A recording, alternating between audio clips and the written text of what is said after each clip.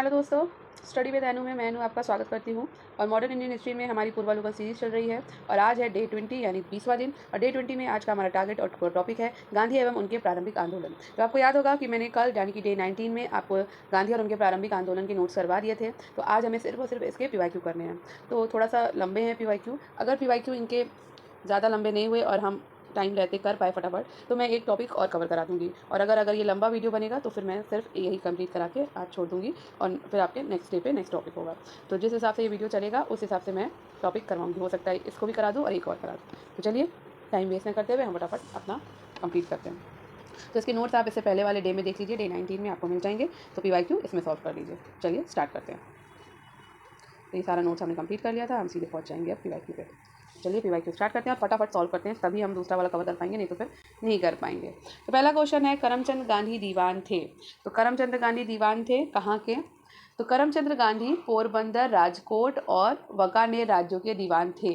ये गांधी जी के पिता थे और इनका उपनाम कबा गांधी था। ठीक है, तो यहाँ पे ऑप्शन इसीलिए आपका सारे सभी राज्यों के। ठीक है, नेक्स्ट है, निम्न में से किस कॉलेज में गांधी जी ने पढ़ाई की थी?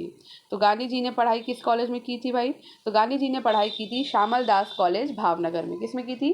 श्यामल दास कॉलेज भावनगर में। नेक्स्ट, तो यहाँ पढ़ लेते हैं हम। गांधी भारत के स्वतंत्रता आंदोलन के समय एक प्रमुख नेता थे और इनकी प्रारंभिक शिक्षा पोरबंदर में हुई। और ये सब कुछ हम कल वाले उसमें पढ़ चुके हैं। ठीक है, चलिए। दक्षिण अफ्रीका में रहने की अवधि में महात्मा गांधी ने निम्न में से जिस पत्रिका का प्रकाशन किया उसका नाम था, तो उसका नाम था इंडियन ओपिनियन। क्या नाम था? Indian opinion. ठीक है, तो इंडियन ओपिनियन नामक अखबार निकाला और ये मैं आपको बता दूं कितनी भाषाओं में प्रकाशित होता था? तो ये 4 भाषाओं में प्रकाशित होता था। और वो कौन कौन सी भाषाएं थी? तो ये प्रकाशित होता था गुजराती में, ठीक है, और प्रकाशित होता था हिंदी में, ठीक, उसके अलावा ये प्रकाशित होता था तमिल में और प्रकाशित होता था ये अंग्रेजी में। ठीक है, तो 4 भाषाओं में ये प्रकाशित होता था। और 1904 में डरबन में इन्होंने फिनिक्स फार्म की स्थापना करी। मैं ये भी बता देती हूँ कि गांधी जी ने, एक मिनट, दक्षिण अफ्रीका के 1904 में कहाँ? दक्षिण अफ्रीका के डरबन में किसकी स्थापना करी? तो फिनिक्स फार्म की। किसकी? फिनिक्स फार्म की। ठीक है, नेक्स्ट, फिनिक्स फार्म कहाँ है? तो मैंने अभी बताया डरबन में है, दक्षिण अफ्रीका में है। और गांधी जी ने इसकी स्थापना कब करी? तो 1904 में करी थी। ठीक है, नेक्स्ट, MK गांधी समर्थक थे। तो MK गांधी समर्थक थे दार्शनिक अराजकतावाद के। ठीक है, तो गांधी के विचारों में आदर्शवाद की बजाय व्यवहारिक आदर्शवाद पर अत्यधिक जोर दिया गया है। मार्क्स की तरह गांधी भी राज्य को हटाने की इच्छा रखते थे और उन्होंने स्वयं को दार्शनिक अराजकतावादी यानी कि फिलोसफिकल अनार्चित कहे जाने से गुरेज नहीं किया। ठीक है, नेक्स्ट क्वेश्चन पे चलते हैं। नेक्स्ट है, गांधी के रामराज्य के युगल सिद्धांत कौन थे? तो गांधी के रामराज्य के युगल सिद्धांत हम सबको पता है कौन थे? सत्य और अहिंसा। ठीक है, नेक्स्ट, गांधी की दृष्टि से अहिंसा का अर्थ है। तो गांधी की दृष्टि से अहिंसा का अर्थ है सत्य की प्राप्ति का रास्ता। तो महात्मा गांधी ने सत्य और अहिंसा को अपने सपनों के जीवन समाज का आधार बनाया। गांधी जी कहा करते थे कि सत्य और अहिंसा को निरपेक्ष रूप से अंगीकार करना आवश्यक है। अहिंसा मेरे धर्म का सिद्धांत है, वही मेरे कर्म का अंतिम सिद्धांत है। सत्याग्रही का अनिवार्य कर्तव्य है कि वो अहिंसा के द्वारा सत्य का साक्षात करने का प्रयत्न करे। नेक्स्ट, गांधी के संदर्भ में निम्न में से कौन सा सही है?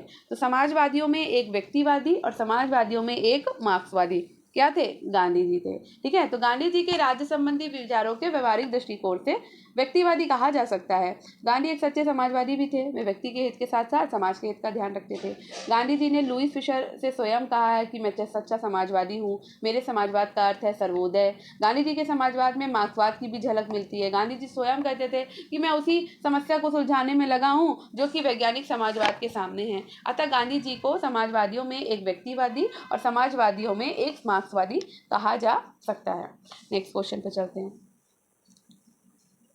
गांधी जी की सत्याग्रह रणनीति में निम्नलिखित में से किसे सबसे अंतिम स्थान प्राप्त है? तो यहाँ ऑप्शन दिया है बहिष्कार, धरना, उपवास, हड़ताल। तो यहाँ पे भाई ऑप्शन आ जाता है आपका हड़ताल।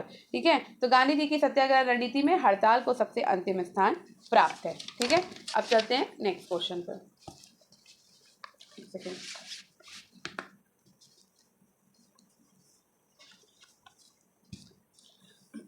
गांधी जी के सिद्धांत के अनुसार निम्न में से कौन सा एक कथन सही नहीं है? तो भाई सत्याग्रही का उद्देश्य शत्रु को पराजित करना है, तो भाई बिल्कुल भी नहीं। सत्याग्रही का शस्त्र अहिंसा है, बिल्कुल सही बात है। सत्याग्रही को अपने संकल्प में दृढ़ विश्वास होना चाहिए, बिल्कुल सही है। सत्याग्रही को विरोधियों के प्रति द्वेष भाव नहीं रखना चाहिए, ये भी बात सही है।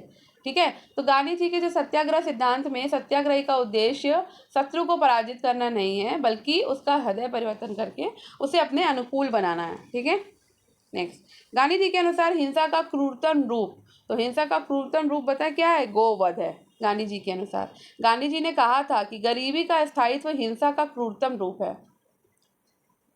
सॉरी, गोवध लिख दिया मैंने, गरीबी का स्थायित्व ठीक है, टिक उस पर लग गया। नेक्स्ट, गांधी के ने परिवार नियोजन हेतु नया तरीका क्या बताया? तो वो बताया उन्होंने आत्म नियंत्रण रखना। नेक्स्ट, गांधी जी दक्षिण अफ्रीका में कितने वर्ष रहे थे? तो हमको पता है कि गांधी जी दक्षिण अफ्रीका में 21 वर्ष तक रहे थे। ठीक है, गांधी जी अफ्रीका में लगभग 21 वर्ष तक रहे। गांधी जी जो है वो 24 वर्ष की अवस्था में उम्र में 1893 में एक गुजराती व्यापारी थे, दादा अब्दुल्ला। ठीक है, तो दादा अब्दुल्ला का मुकदमा लड़ने के लिए दक्षिण अफ्रीका कहाँ गए थे? डरबन गए थे। ठीक है, और वे जनवरी 1915 में भारत वापस आए। भारत कब आए? जनवरी 1915 में। ठीक है, नेक्स्ट, तो गए थे 1893 में और वापस भारत कब आए? 1915 में, तो लगभग 21 वर्ष रहे वहाँ पे। ठीक है, नेक्स्ट, महात्मा गांधी दक्षिण अफ्रीका से भारत किस वर्ष लौटे? तो अभी मैंने बताया आपको कि महात्मा गांधी कब लौटे हैं, तो लौटे हैं 1915 में। ठीक है, नेक्स्ट, दक्षिण अफ्रीका के किस रेलवे स्टेशन पर गांधी को ट्रेन से फेंक दिया गया था? तो वो रेलवे स्टेशन था आपका पीटर मारिट्सबर्ग। ठीक है, कौन सा था? Peter Maritzburg. तो दक्षिण अफ्रीका प्रवास के दौरान महात्मा गांधी को नस्ली भेदभाव का सामना करना पड़ा था। एक बार ट्रेन में प्रथम श्रेणी का पास होते हुए भी उन्हें सामान बोगी में स्थानांतरित किया गया, जिसका उन्होंने प्रतिरोध किया, जिसके फलस्वरूप उन्हें पीटर मारिट्सबर्ग रेलवे स्टेशन पर ट्रेन से फेंका गया था। Next, MK. गांधी ने निम्नलिखित भारतीय राष्ट्रीय कांग्रेस के अधिवेशन में से किस एक में सर्वप्रथम भाग लिया था?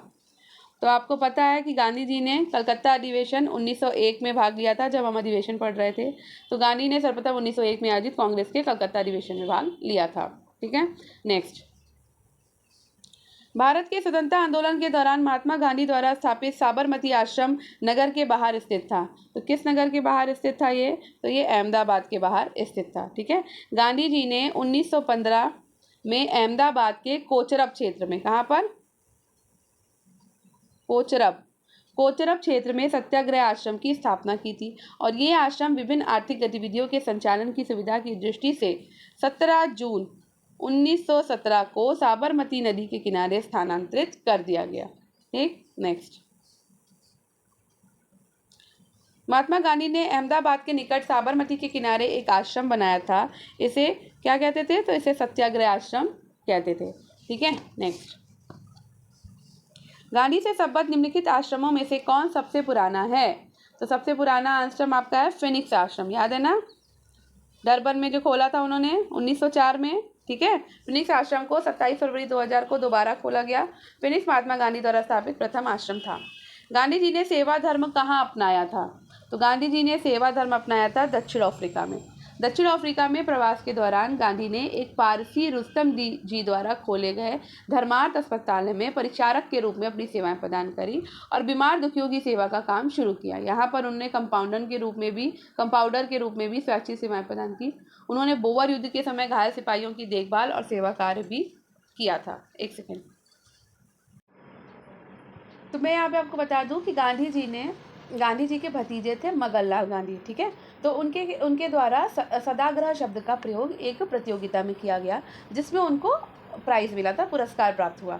सदाग्रह शब्द का जो अर्थ है वो है सत्य और दृढ़ता से लिया जाता है।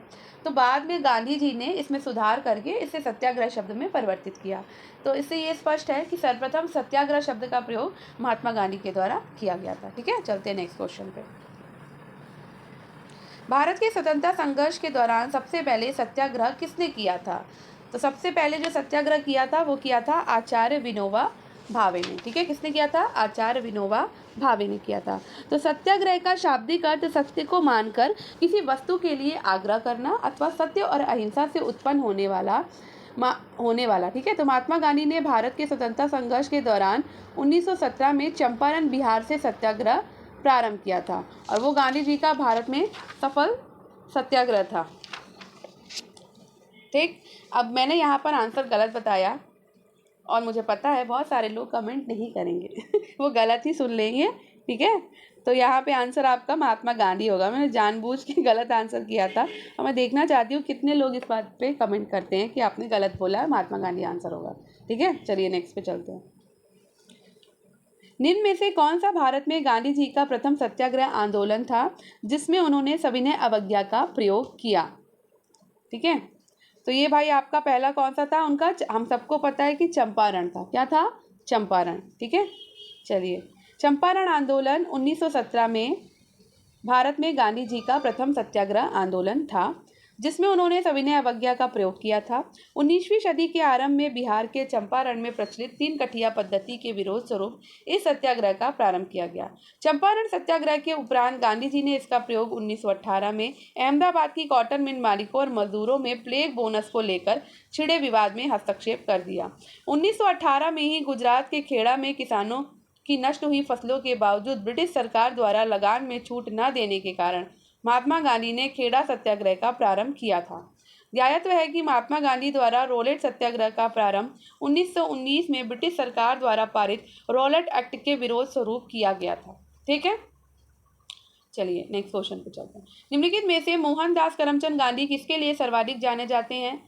तो भाई मोहनदास करमचंद गांधी सर्वाधिक जाने जाते हैं भारतीय स्वतंत्रता को प्राप्त करने के लिए निष्क्रिय विरोध करने के लिए। ठीक है, नेक्स्ट।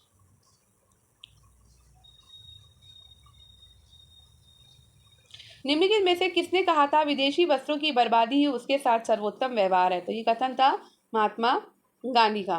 ठीक है, नेक्स्ट। ब्रिटिश निर्मित उत्पादों का गांधी का बहिष्कार प्रभावी हुआ क्योंकि ब्रिटेन भारत को एक बड़ा निर्मित वस्तुओं का बाजार समझता था। ठीक है, नेक्स्ट।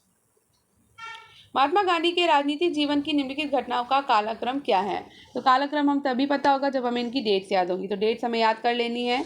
तो भाई चंपारण हुआ था, मैं बता देती हूँ, 1917 में। अहमदाबाद मिल हड़ताल हुई थी आपकी फरवरी मार्च में आपकी हुई थी 1918 में। ठीक है, खेड़ा आपका हुआ था 22 मार्च को 1918 में और असहयोग आंदोलन आपको पता ही होना चाहिए कि 1920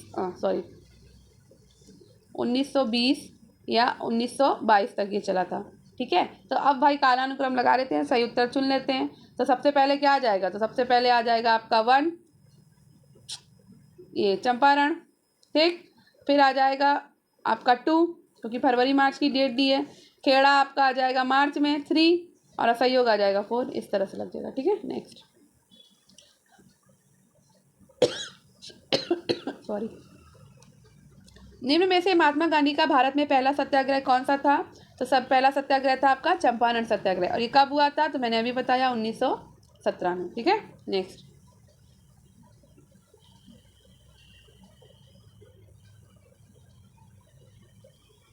इसके बारे में पढ़ना चाहेंगे? चलिए बता देती हूँ। दक्षिण अफ्रीका से 1915 में लौटने के बाद गांधी ने भारत में अपना प्रथम सफल सत्याग्रह बिहार के चंपारण जिले में 1917 में किया। 1917 में चंपारण के एक किसान राजकुमार शुक्ल ने गांधी जी से लखनऊ में भेंट करी और उनसे चंपारण आने का आग्रह किया। 19वीं सदी के आरंभ में गोरे बागान मालिकों ने चंपारण के किसानों से एक अनुबंध के आधार पर यह निश्चित कर लिया था कि उन्हें अपनी जमीन के 3/20वें भूभाग पर नील की खेती करना अनिवार्य है, जिसे 3 कठिया पद्धति के नाम से जाना जाता था। गोरे बागान मालिकों ने किसानों की मजबूरी का फायदा उठाकर उन्हें अनुबंध से मुक्त करने के लिए लगान एवं अन्य गैर कानूनी अबावों करों की दर मनमाने ढंग से बढ़ा दी। किसानों के इसी उत्पीड़न के विरोध में गांधी जी ने चंपारण सत्याग्रह प्रारंभ किया था। ठीक है, निम्नलिखित कथनों में से कौन महात्मा गांधी के बारे में सही है? तो भाई उन्होंने अपनी प्रारंभिक शिक्षा राजकोट से प्राप्त की, तो ये सही है। ठीक है, कस्तूरबा के साथ उनका विवाह 13 वर्ष की आयु में हुआ था, ये भी सही है। उन्होंने विधि का अध्ययन द इनर टेम्पल लंदन में किया, ये भी सही है। वे रस्किन की पुस्तक अनटू दिस लास्ट में सर्वाधिक प्रभावित हुए थे, ये भी बात एकदम सही है। तो चारों ही कथन इनके सही हैं। नेक्स्ट।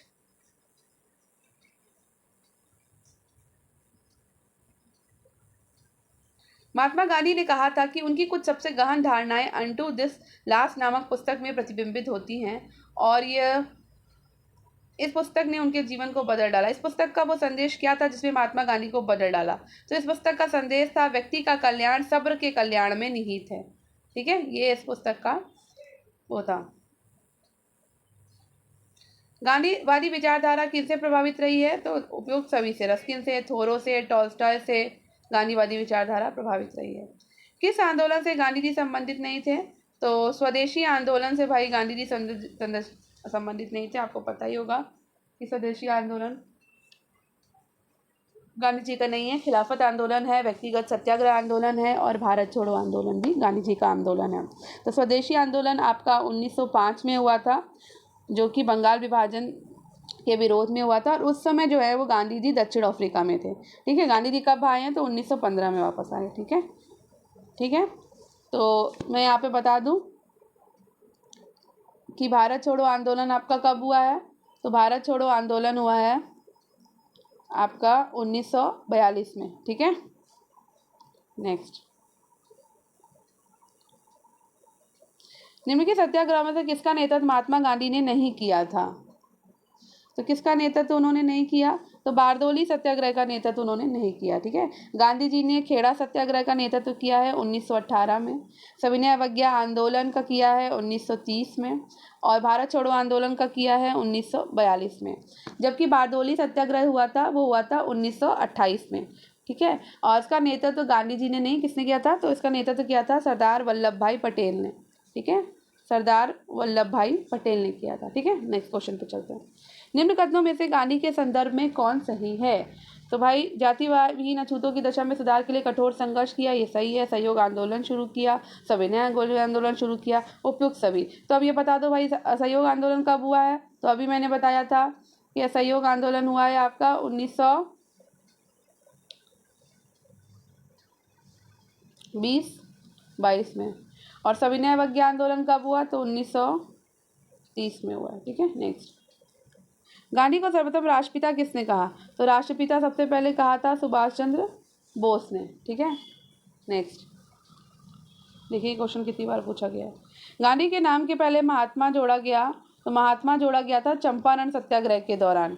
ठीक है, और ये कब होता है? तो ये 1917 में होता है। ठीक है, तो गांधी जी के द्वारा चंपारण सत्याग्रह का सफल नेतृत्व करने के कारण रविंद्रनाथ टैगोर ने पहली बार उन्हें क्या कहा था? महात्मा कहा था। ठीक है, नेक्स्ट।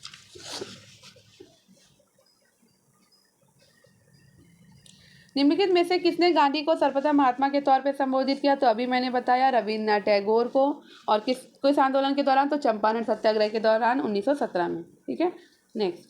नोआ खाली काल में महात्मा गांधी के सचिव कौन थे? तो नोआ खाली काल में महात्मा गांधी के सचिव थे प्यारेलाल। ठीक है, और उनकी बहन डॉक्टर सुशीला नैयर गांधी जी की व्यक्तिगत चिकित्सक थी। प्यारेलाल ने गांधी जी के दांडी मार्च में भी महत्वपूर्ण भूमिका अदा की थी। नेक्स्ट। निम्नलिखित में से किस सत्याग्रह आंदोलन में गांधी जी ने प्रत्यक्ष रूप से भाग नहीं लिया? तो भाई वाईकॉम सत्याग्रह में उन्होंने प्रत्यक्ष रूप से भाग नहीं लिया है। मैंने अभी बताया था कि असहयोग आंदोलन हुआ है 1920 से 22 में। ठीक है, खेड़ा सत्याग्रह आपका हुआ था 1918 में। ठीक है, तो वाईकॉम में उन्होंने भाग नहीं लिया है। और राजकोट सत्याग्रह जो है वो 1939 में हुआ था और गांधी के 4 दिनों के अनशन के बाद वायसराय की मध्यस्थता में राजकोट के शासक समझौते पर राजी हो गए थे। ठीक है, नेक्स्ट। भारतीय इतिहास के संदर्भ में वाईकॉम सत्याग्रह के संबंध में निम्नलिखित कथनों में से कौन सा सही है? तो ये अस्पृश्यता और जातिवाद भेदभाव के विरुद्ध एक सत्याग्रह था। महात्मा गांधी ने इस सत्याग्रह में भाग लिया था। तो भाई महात्मा गांधी ने इस सत्याग्रह में भाग लिया था और ये जातिवाद और अस्पृश्यता के लिए ही था मेन। ठीक है, नेक्स्ट। महात्मा गांधी का छत्तीसगढ़ में प्रथम आगमन कब हुआ था? तो छत्तीसगढ़ में प्रथम आगमन हुआ था 20 दिसंबर 1920 को। ठीक है, रायपुर स्थित धमतारी में हुआ था और इसके अतिरिक्त 24 नवंबर 1933 को भी वो यहाँ आए थे। नेक्स्ट। गांधी जी के निम्नलिखित अनुयायियों में से कौन पेशे से एक शिक्षक थे? तो जेबी कृपलानी क्या थे? शिक्षक थे। चलते हैं नेक्स्ट क्वेश्चन। निम्न उद्योगपतियों में से कौन से व्यक्ति लंबे समय तक एआईसीसी के खजांची रहे और 1930 में जेल गए? तो वे थे जमनालाल बजाज। नेक्स्ट, भारतीय कपड़ा व्यापारी, बैंकर, कांग्रेसी, महात्मा गांधी का निकट सहयोगी, उपयुक्त विवरण किसका है? तो ये है जमनालाल बजाज का। ठीक है। स्वाधीनता आंदोलन के दौरान गांधी के करीबी अंग्रेज मित्र कौन थे? तो वे थे रेवरेंड चार्ली एंड्रयूज। ठीक है। नेक्स्ट, किस कारागार को गांधी जी ने मंदिर का नाम दिया था? तो यरवदा जेल को गांधी जी ने मंदिर का नाम दिया था। भारत की स्वाधीनता के समय महात्मा गांधी कांग्रेस के सदस्य नहीं थे। नेक्स्ट, गांधी की मृत्यु पर किसने कहा था हमारे जीवन से प्रकाश चला गया है? तो ये कहा था जवाहरलाल नेहरू ने। ठीक है। नेक्स्ट, गांधी जी को वन मैन बाउंड्री फोर्स कहकर किसने संबोधित किया? तो माउंट बैटन ने संबोधित किया था। किसने गांधी को आदेशित किया कि वो भारत में प्रथम वर्ष खुले कान पर मुंह बंद कर व्यतीत करे? तो ये कहा था गोपाल कृष्ण गोखले, जो कि उनके राजनीतिक गुरु थे। ठीक है। नेक्स्ट, भारतीय राजनीति में प्रवेश के पूर्व 1 वर्ष तक देश में पर्यवेक्षक एवं विद्यार्थी के रूप में रहने की सलाह गांधी को किसने दी थी? तो गोपाल कृष्ण गोखले ने दी थी। नेक्स्ट, कौन कहा करते थे गलत साधन हमें कभी भी सही उद्देश्य तक नहीं ले जाते हैं? तो ये कहना था मोहनदास करमचंद गांधी का। कौन इस सिद्धांत के प्रबल समर्थक थे कि जो नैतिक दृष्टिकोण से गलत है वो राजनीतिक दृष्टिकोण से कभी सही नहीं हो सकता? तो ये कथन था मोहनदास करमचंद गांधी का। गांधी ने अपना पहला सत्याग्रह कहाँ शुरू किया? तो पहला सत्याग्रह उन्होंने शुरू किया था मजदूरों को कम वेतन दिए जाने के विरुद्ध।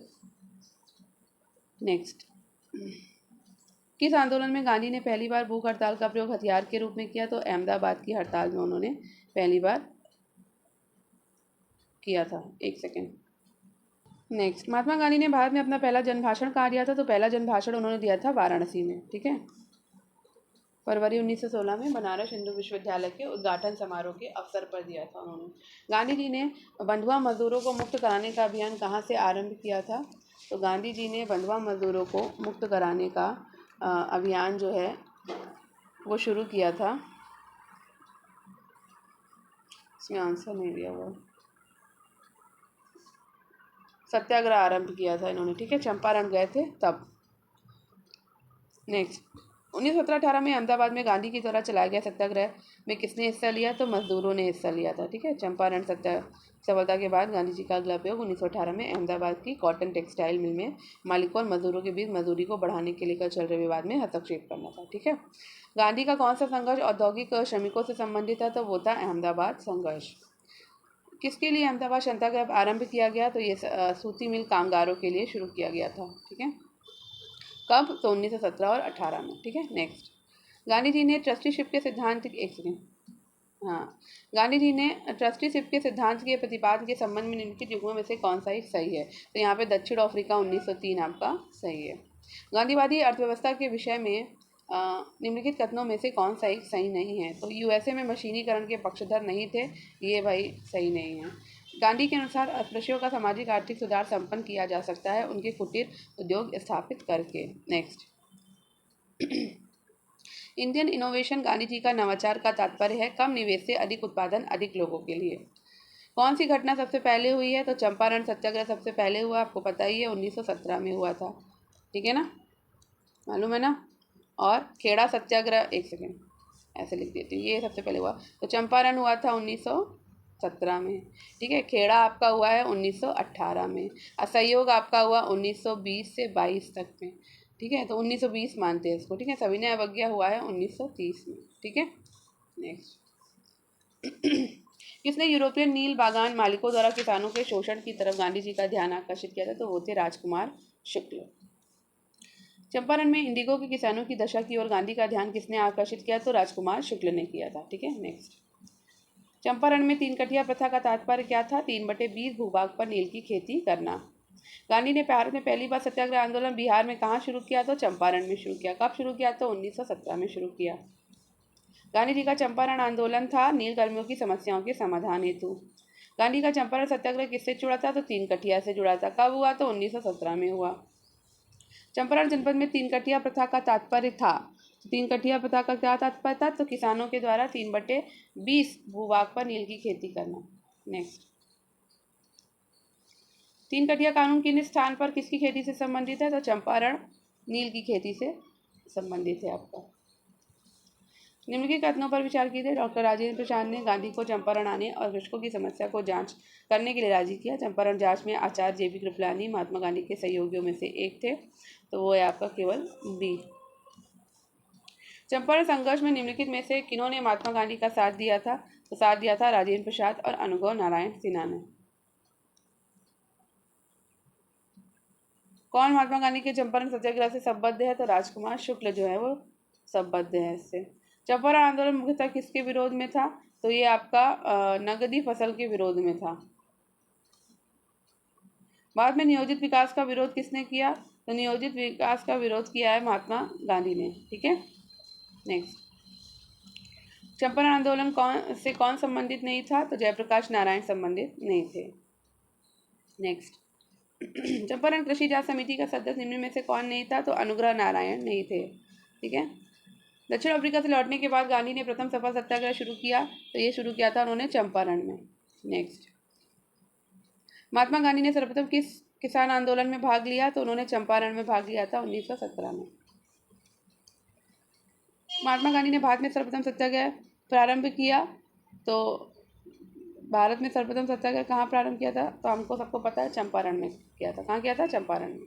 बिहार में कौन से स्थान में गांधी जी ने अपना प्रथम सत्याग्रह किया था? तो अभी हमने बताया चंपारण में 1917 में। बार बार लर्न करते हुए चलेंगे ताकि अच्छे से लर्न हो जाए। निम्नलिखित में से किसने नील की खेती के संबंध में चंपारण में गांधी को आमंत्रित किया था? तो हम बार बार पढ़ चुके हैं, राजकुमार शुक्ल ने। चंपारण सत्याग्रह के संबंध में सही नहीं है, तो भाई ये किसानों से जुड़ा था, ये बात सही है। तीन कटिया प्रथा केवल संचालित था, ये भी सही है। डॉक्टर राजेंद्र प्रसाद जेबी कृपलानी ने इसमें एम.के. गांधी का सहयोग दिया, ये भी सही है। लेकिन ये आंदोलन जिसमें एम.के. गांधी ने संपूर्ण भारत के स्तर पर प्रारंभ किया था, तो ये गलत था। ठीक है। चंपारण नील आंदोलन के राष्ट्रीय नेता कौन थे? तो वो थे महात्मा गांधी। नेक्स्ट। महात्मा गांधी के चंपारण सत्याग्रह का किसने विरोध किया था? तो ये विरोध किया था एन.जी. रंगा ने। ठीक है। नेक्स्ट। खेड़ा के किसानों के पक्ष में महात्मा गांधी के सत्याग्रह संगठित करने का क्या कारण था? तो सत्याग्रह संगठित करने का कारण था अकाल पड़ने के बावजूद प्रशासन ने भू राजस्व की उगाही स्थगित नहीं की थी। तो यहाँ पर हमारा पहला टॉपिक फिनिश होता है, गांधी जी के आंदोलन। तो ये काफ़ी थोड़ा सा लंबा टॉपिक था, तो ये हमने कवर कर लिया है। ठीक है। आई होप आपको ये वीडियो पसंद आया होगा और आपके लिए हेल्पफुल रहा होगा। तो अगर ये वीडियो आपको पसंद आया हो तो वीडियो को लाइक, शेयर और चैनल को सब्सक्राइब करिए और दूसरों के साथ इसे शेयर करिए। धन्यवाद। आपका दिन शुभ हो। मिलते हैं कल एक नए